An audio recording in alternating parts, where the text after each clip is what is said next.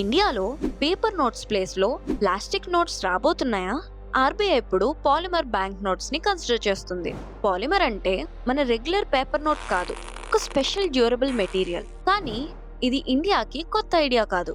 2012-13లోనే India polymer notes ని trial గా test చేసింది. కానీ అప్పుడు లార్జ్ స్కేల్లో రోల్ అవుట్ జరగలేదు. మరి ఇప్పుడెందుకు మళ్ళీ ఈ ఐడియా వచ్చింది? 2023-24లో కరెన్సీ నోట్ ప్రింట్ చేయడానికి ఇండియా 5101 crores ఖర్చు చేసింది. కానీ 2024-25కి వచ్చేసరికి అది 6372 crores కి పెరిగింది. అంటే ఒక సంవత్సరంలోనే ప్రింటింగ్ కాస్ట్ భారీగా పెరిగింది. ఇంకొక ప్రాబ్లం ఏంటంటే డ్యామేజ్డ్ నోట్స్. 2024-25లో billions of soiled and damaged notes ని ఆర్బీఐ సర్క్యులేషన్ నుండి రిమూవ్ చేయాల్సి వచ్చింది. కానీ పాలిమర్ నోట్స్ వాటర్ రెసిస్టెంట్, ఈజీగా చిరగవు, ఎక్కువ రోజులు ఉంటాయి, ఫేక్ చేయడం కష్టం.